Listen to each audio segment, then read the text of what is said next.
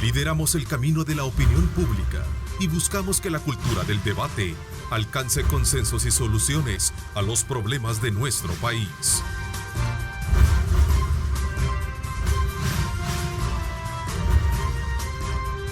Diálogo con Ernesto López. Son las 6 de la mañana con 30 minutos. Un placer enorme saludarles a ustedes. Gracias por sintonizarnos a esta hora de la mañana y estar desde luego muy atentos a nuestra señal y sobre todo también a todo el trabajo periodístico que venimos desarrollando a partir de este estado de emergencia que se mantiene en el país. El día de ayer ya el Ministerio de Salud, el ministro de Salud dijo que confirmó precisamente la primera muerte por el COVID-19 en nuestro país. Se trata de una adulta mayor que había ingresado al país el pasado 12 de marzo procedente de los Estados Unidos y se convirtió en la primera salvadoreña fallecida en nuestro país. La noticia fue confirmada por el mismo presidente de la República en su cuenta en Twitter, Nayib Bukele, y más tarde precisamente en esa conferencia de prensa que diera el ministro de Salud, Francisco Alaví.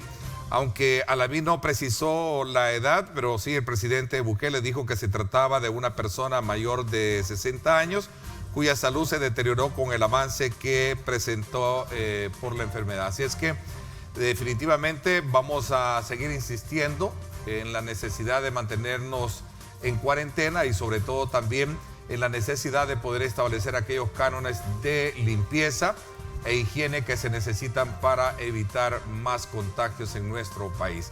Esa es una tarea de todos y lo hemos venido insistiendo. Conviértase usted en un héroe 503, acatando la cuarentena, quedándose en casa y sobre todo también bajo ese mismo canon de mantener lo que significa este tipo de recomendaciones. Así es que ahí está precisamente lo que sería la situación nacional. 32 casos, ¿verdad? Una muerte. Lo que tenemos, 31 casos activos, 32 casos confirmados, ¿verdad? Y ahí está todo el pronóstico y toda la estadística que ahora las autoridades nos están ofreciendo a partir de esa lámina de la cual puede ser consultada por cualquier interesado. Así es que desde ya, pues eso es lo importante que acatar y nosotros aquí estamos, desde luego aplicando siempre nuestro canon de higiene y de precaución, pero seguimos trabajando de cara al sol y con las botas puestas, como decimos a buen salvadoreño, porque tenemos una responsabilidad como medios de generarles a ustedes la información oportuna y sobre todo la información que se necesita, veraz, para que usted no sea víctima de la desinformación y de los fake news que usted tiene casi por lo general en las redes sociales. Quiero darle la más cordial bienvenida a 3 diputados de la Asamblea Legislativa. Quiero saludar a la arquitecta Margarita Escobar, diputada del Partido Arena. Gracias por acompañarnos, Margarita. Buenos días, Ernesto. Buenos días, estimados amigos televidentes. Que Dios les encuentre bien a ustedes y sus familias, colegas. Buenos días. Así es, también Anabel Belloso, diputada del FMLN, también de la Comisión de Hacienda. Gracias por acompañarnos, Anabel. Gracias, Ernesto. Muy buenos días. También un saludo especial a todos los que están informándose a través de este medio en esta mañana y también un saludo a los colegas. Así es, en efecto. Guillermo Gallegos, diputado del Partido Gana, vicepresidente de la Junta Directiva y también miembro de la Comisión Especial de Hacienda, ¿no? Gracias, bienvenidos a los 3. Muchas gracias, Ernesto. Muy buenos días a los amigos televidentes, a las colegas diputadas. Es un gusto pues poder compartir con ellos esta mañana y principalmente pues con todos los salvadoreños que están pendientes de esta entrevista. Creo que es el momento de la unión del país. Es el momento de que los aportes que se den desde un órgano de Estado u otro sean bien tomados. Es momento de hacer patria, decíamos el otro día en la Comisión de Hacienda. Y si han habido errores en la implementación de la estrategia o en la aplicación de los decretos de emergencia o de restricción de derechos constitucionales o garantías constitucionales, esos errores deben servir para que no se vuelvan a cometer, pero no deben servir para estar en un dime que te diré, sino más bien que el gobierno, que es el encargado ahorita de la aplicación integral de la pandemia, aprenda de los errores y que no vuelvan a suceder. Yo creo que eso es lo importante en este momento el ánimo del país, ¿Cuáles hay que errores, levantarlo. Margarita, ¿cuáles errores? Mire, yo le puedo mencionar algunos. Por ejemplo, vamos a ver primero en la Asamblea Legislativa. Estamos teniendo plenarias demasiado largas, cuando yo creo que la emergencia amerita que actuemos con un poco mayor de eficiencia y de premura. Nos estamos reuniendo todos los días, algunas veces innecesariamente, cuando podríamos utilizar la tecnología para hacer consultas entre los diputados, sobre todo cuando se trata de las comisiones. ¿Y por qué digo esto? Porque nosotros somos agentes de contagio también.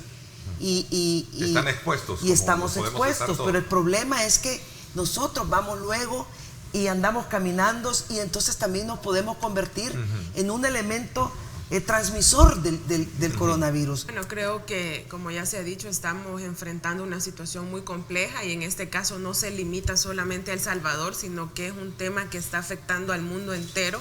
Creo que como región y países latinoamericanos tuvimos quizás un compás de tiempo al ver primero cómo se desarrolló el tema de la pandemia en otros continentes, en este caso Asia con China, que empieza la situación, luego Europa, y como que eso también nos dio un poco de, digamos, de tiempo para poder empezar con unas medidas que en este caso evitan, o digamos, como se usa el término, son de contención para que la propagación no sea aún mayor.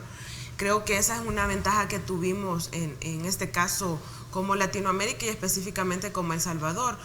Alrededor de la atención, creo que ha habido aciertos y desaciertos, justamente ya se mencionaba acá.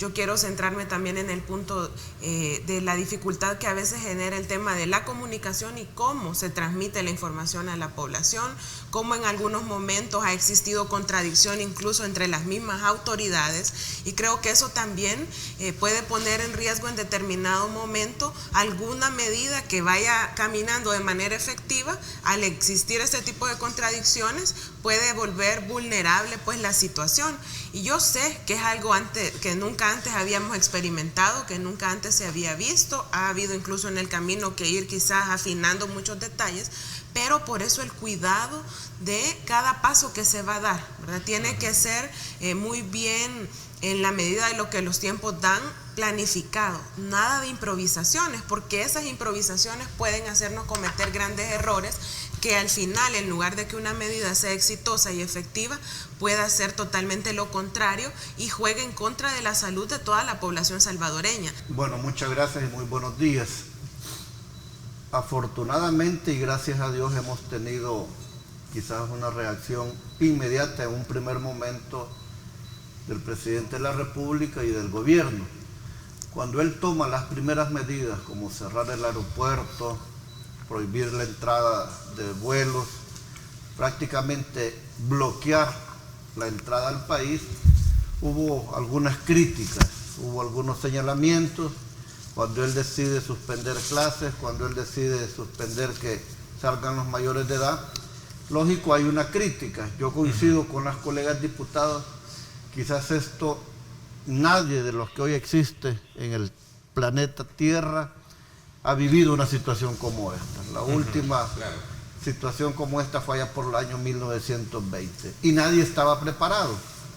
Nosotros tuvimos la fortuna, en este caso, como lo decía Anabel, de que esto comenzó en otro continente. Nos dio tiempo de pensar, por lo menos el presidente o el mandatario que lo quiso hacer en Latinoamérica. Ya el día de ayer hemos visto tomas diferentes, ahí se veía ya la gente que tiene derecho a esta compensación económica, que me parece muy buena. En Estados Unidos hay una gran diferencia entre cantidad de población y poder adquisitivo. Se están dando $1,200 por persona o por familia. En el Perú se están dando 350 soles, por ejemplo, y en El Salvador se está dando una cantidad bastante considerable de $300. A mí me dio gusto ver las noticias el día de ayer, y si tú ves ya las filas de la gente en los bancos, que es la gente que tiene, pero sobre todo qué tipo de gente. Es gente humilde, gente que realmente lo necesita, y esto lo digo porque se descarta pues también que ha habido un interés por querer favorecer a X, Y, Z personas. El sistema se está perfeccionando. Esto nunca se había hecho en el país de esta manera. Seguramente hay gente que le está llegando esta posibilidad de los $300 y no los necesita.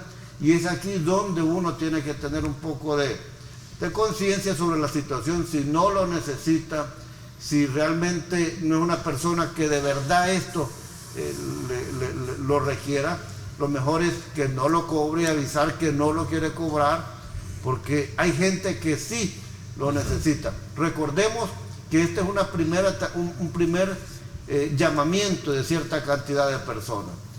En el segundo llamamiento o en la segunda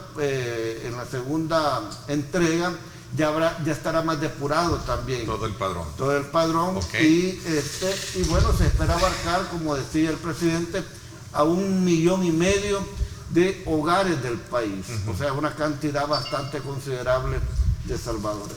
Bueno, sin duda alguna, esta situación trajo consigo, decía anteriormente, una serie de cuestionamientos y señalamientos, directamente a los dos principales partidos, que fue un punto que deja, digamos, como al descubierto cómo se está manejando también en un momento la situación en cuanto a, digamos, la contaminación política en esto.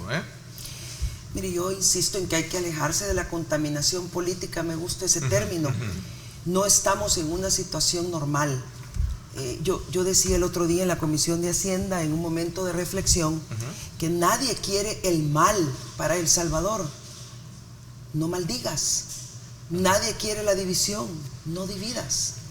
Nadie quiere denigrar, no insultes. Entonces, bueno, pero se señaló directamente incluso a un alcalde de su partido, ¿no? Que pero podía estar agarreando personas para esta actividad, y fueron algunos señalamientos que se hicieron directamente. Mire, Arena ha apoyado en todo lo que el gobierno ha enviado. Solo nos hemos preocupado de dos cosas: no dar cheques en blanco para que haya transparencia y rendición de cuentas, y segundo, a señalar las cosas que pueden mejorarse, como por ejemplo las personas que están en cuarentena, que no les dice si sí o no, las tienen retenidas, no les dan el test, etcétera, entre otras cosas. Pero de ahí hemos aprobado un decreto de emergencia, 2 decretos de restricciones, la autorización para $2,000 millones, que por cierto, les voy a leer literalmente lo que dice este decreto. Cuando se le autoriza al gobierno dar $2,000, dice: podrá asignar para el programa de transferencias monetarias directas a hogares económicamente vulnerables. Son los $300 que estamos hablando. Esto tuvo todos los votos de Arena. También hemos apoyado que de esos $2,000 se establezca un fondo de liquidez para las micro, pequeñas y medianas empresas afectadas por la emergencia. Y también hemos apoyado que de esos 2,000 se pueda establecer un programa de subsidio de pago de planillas de empleados que se vean afectados por la declaratoria de emergencia y cuarentena nacional y sus efectos. De tal forma que no se vale que quieran introducir elementos de culpabilizar a un partido u otro, a cualquiera, de estar queriendo arruinar una situación como esta. Es una situación muy grave. Este virus no tiene colores partidarios. Más bien mi invitación es que si van a utilizar ya sea la ayuda que es del pueblo salvadoreño, porque déjeme decirle, el dinero que se está dando a la gente y todos estos fondos no son dineros privados ni del Ejecutivo, es dinero público, es dinero de los salvadoreños, es dinero que vamos a tener que pagar a través de nuestros impuestos o a través de contratación de empréstitos o títulos valores, de tal manera que es un área que no se debe politizar. De igual manera, si un alcalde tiene la facultad de usar su institución, la alcaldía, para llevar cualquier tipo de ayuda cercano a su municipio, pues usted se evita el transporte de tanta gente llegando a puntos específicos, cuando se puede descentralizar toda la situación. Yo desmiento categóricamente que el partido Arena esté queriendo interrumpir o hacer fracasar o hacer movilizaciones al contrario, para arruinar la estrategia. Al contrario, hemos dado muestras concretas, fehacientes, consistentes y permanentes de apoyo. No ha habido una cosa que el gobierno haya pedido que Arena no haya apoyado. Esto fue producto de una declaración en una conferencia de prensa que emitiera el ministro de Trabajo junto con otros acompañantes. Unas declaraciones sumamente controversiales, sumamente agresivas contra ciertas mujeres. Yo no voy a entrar en un dime que te diré con el señor ministro, solamente hacer una invitación a la mesura y a la prudencia en este momento que los salvadoreños lo menos que necesitan son pleitecitos políticos. La posición del FMLN frente a este tema para pasar a otro ya de entrada, ¿no? Bueno, en este caso nosotros también inmediatamente desmentimos también categóricamente todo este tipo de afirmaciones que rondaron alrededor de lo que tuvo lugar el día lunes por la mañana. Nosotros calificamos también de irresponsables a aquellos que se sumaron siendo funcionarios públicos a repetir este tipo de mentiras, porque creo yo que no es el momento de estar colaborando desde las voces oficiales a propagar mentiras. Y yo creo que suficiente hay en las redes sociales como para que sea desde la institucionalidad o desde los funcionarios que se repitan este tipo de afirmaciones. Es totalmente falso. Nosotros también desde lo que ha sido pues posible en la Asamblea Legislativa y también nuestros alcaldes en el territorio se han puesto en función de colaborar en las tareas de prevención para poder seguir en esta dinámica de contención y atención a la pandemia. Creo que no se vale, ¿verdad? Y además cuando el tono confrontativo o hasta incluso expresiones de violencia y misoginia como el día de ayer veíamos en redes sociales son condenables. Pero hay imágenes evidentes y claras, incluso estas personas, algunos de ellos ya fueron capturados. Ellos van a tener que confesar, van a tener que aclarar porque es que estaban invitando a hacer saqueos. Sí, en el centro de la capital. En el centro de San Salvador, y si tú fijas, son un grupo de 20, 30 personas que se mueve de un lado para otro. Entonces, yo sí creo que el señalamiento que hace el ministro Rolando Castro tiene mucho fundamento. Y hay que esperar. A lo mejor las compañeras desconocen, pero siempre hay gente que anda manipulando, tratando de hacer este tipo de cosas. Y por otro, sí, yo coincido con las compañeras. Y quiero aclarar, fue el presidente el que tomó esta decisión de entregar los $300. No, yo sí quiero coincidir con Guillermo en varias cosas. No es lo mismo la acusación a un partido político a que haya un grupo de revoltosos queriendo insinuar o incitar al desorden público. Eso es delito. Sobre todo en una circunstancia como la que estamos.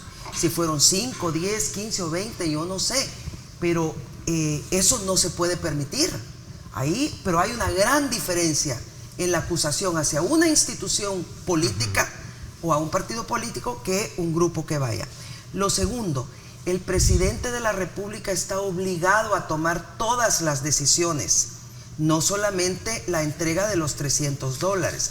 Pero es la Asamblea Legislativa donde se generan los elementos que le permitan a él ejecutar, valga la redundancia, los decretos legislativos. Pero tampoco es para decir yo lo hice o yo pero no. Pero tú estás convencido que sí puede haber ahí un interés político por donde. No, lo que sucede, lo que es los 20 personas. Pero ellos ya estarán dando alguna su declaración y ellos van a terminar confesando. Ahora, hay una cosa con la que difiero, Margarita, en el sentido, claro, pasa por la Asamblea, pero también los partidos políticos en un primer momento estaban renuentes y la presión pública, la presión mediática los ha hecho cambiar de posición, pero de la Asamblea te aseguro que no hubiera salido nunca la decisión de entregar los $300. Sí. A nadie hubiera querido decir, miren, vamos a entregar $300. Fue el presidente, y por eso volvemos al tema que yo mencionaba. Depositemos en el presidente la confianza, el respaldo, el apoyo. Sí, aclaro, y tengo que decirlo, Margarita ha sido quizás de los diputados de Arena que ha estado más presta, más convencida, más consecuente a apoyar y respaldar. Y eso lo hemos platicado con otros colegas y yo creo que hay que ser sincero con la verdad y un agradecimiento porque ella pues, ha tenido una disposición a estar respaldando y apoyando. Robo la palabra porque ya nos quedan pocos minutos para llegar, pero quiero aprovechar también a raíz de un comentario que creo que Margarita, no sé quién hacía, con relación a algunas declaraciones que diera el ministro de Trabajo, Rolando Castro, creo que Margarita, que usted hizo referencia, en cuanto a una referencia que hacía de la abogada Berta María de León. Me escribe, me dice: Ernesto, me gustaría que colocara bien, aclarando ese punto para evitar malos entendidos. Está en la cuenta del ministro de Trabajo, en su cuenta en Twitter, y dice lo siguiente: cuando pregunté su separación en la fiscalía me refería a su desempeño estrictamente, ahí está, estrictamente profesional, nunca otra cosa. Señora, soy respetuoso de la dignidad, más aún y en especial de una mujer. Aclarado, este es un momento para unirnos y luchar juntos por la salud y la vida de nuestro pueblo. Ahí está la aclaración muy que hace. Gracias, ministro, por estar pendiente. No, yo creo que es muy oportuna la aclaración que hace el ministro Rolando Castro.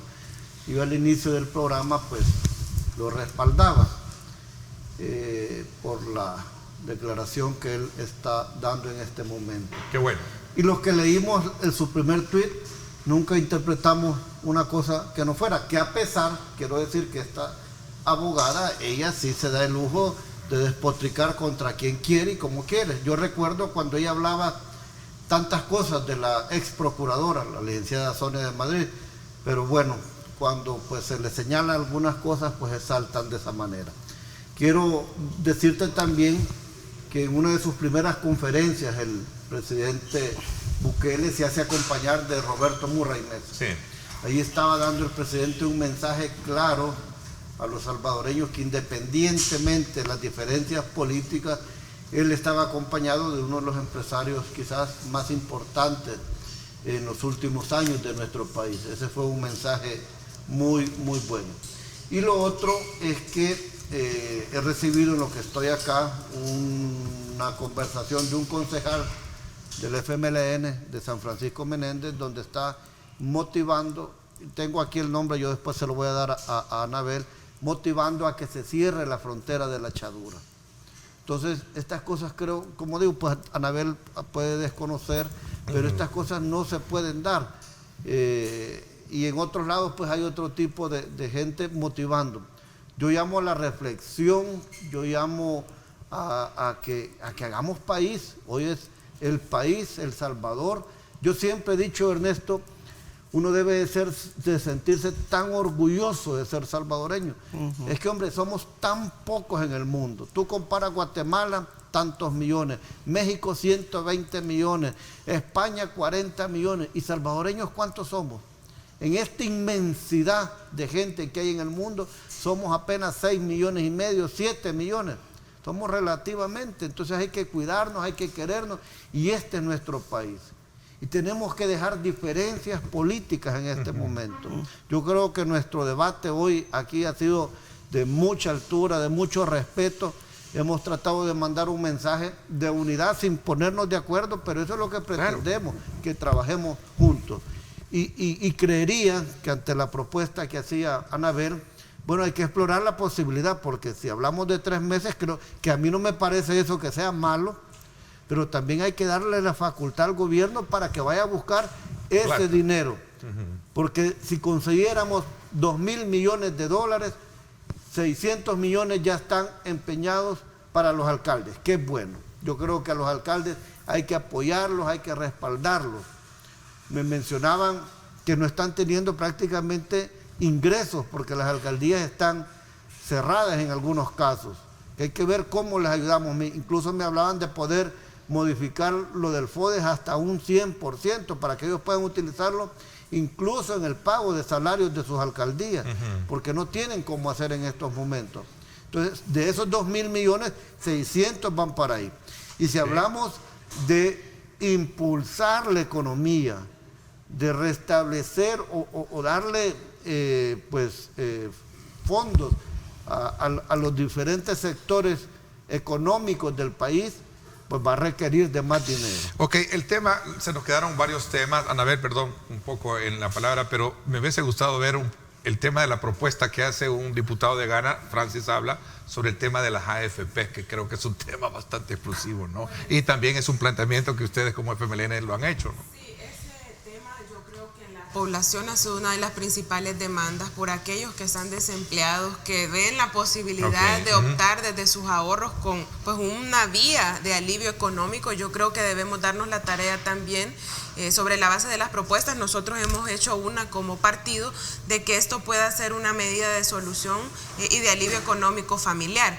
Y quiero hacer referencia también en el sentido de que recursos debemos ver también otras opciones, ¿verdad? No solamente, yo sé que es una situación compleja, pero por ejemplo el presupuesto 2020, que ya decíamos que ya quizás no es el que se aprobó en la Asamblea Legislativa, pero por ejemplo ahí hay recursos que en su momento no quedó claramente definido su destino, que hoy puede reorientar el Ejecutivo para atender ciertas demandas alrededor de la emergencia 2019, el COVID-2019, porque efectivamente el tema de hasta los 2.000 millones ni se sabe aún cuánto se va a lograr, digamos, obtener por esa vía, pero hay otras fuentes de financiamiento que deben ser exploradas, y yo creo que en este caso la autoridad hacendaria debe ver que, ¿verdad?, de los recursos se puede usar de manera más eficiente aquellos gastos que no son de primera necesidad, reorientarlos. El tema de publicidad del organismo de inteligencia de Estado, que en su momento nosotros señalamos los gastos financieros que iban sumamente elevados, creemos que pueden ser otras vías de financiamiento para atender las necesidades urgentes del momento en el marco de la emergencia. Seguiremos trabajando de manera propositiva, buscando contribuir también desde nuestras facultades al presidente y al Ejecutivo. ¿Ustedes le darían el voto para buscar más fondos para poder dar los otros 2 meses? Ahorita creemos que hay otras fuentes de financiamiento que pueden ser exploradas y hay que identificarlas porque hay otras fuentes. Nosotros lo creemos así. Créditos que ya estaban definidos para una cosa, puede solicitarse la reorientación. Creo que estamos llamados y llamadas a ser creativos en este momento y en este caso no solamente creer que a través de la deuda, porque ese va a ser un problema también posterior, que al final lo debemos asumir todos y todas como país. Hay que buscar, ¿verdad? Y creo yo que se pueden encontrar otras fuentes de financiamiento. El tiempo se me fue ya, quiero agradecerles, como dice Guillermo, el poder tener esta plataforma de opinión pública como una ventana para, digamos, plantear los temas de una forma muy respetuosa, de mucha altura política, con sus marcadas diferencias que a lo mejor existan, pero qué bueno que esta mañana hemos comprendido desde la perspectiva de ustedes, como representantes de sus partidos y también de la población en la Asamblea Legislativa, lo que se está haciendo, cómo se debe de hacer y hacia dónde puede apostarle en un trabajo de unidad y de criterios para salir adelante con esta emergencia que tenemos. Margarita, gracias. Gracias, Anabel. Gracias también a ti, Guillermo, te agradezco muchas gracias. muchísimo. Muchas gracias. Por mi parte, los espero hoy a las 6 de la tarde en el debate político en Ernesto López Radio. No se lo pierda. Gracias, pásenla bien y como siempre recuerden lo más importante, amar a Dios sobre todas las cosas. Lideramos el camino de la opinión pública y buscamos que la cultura del debate alcance consensos y soluciones a los problemas de nuestro país.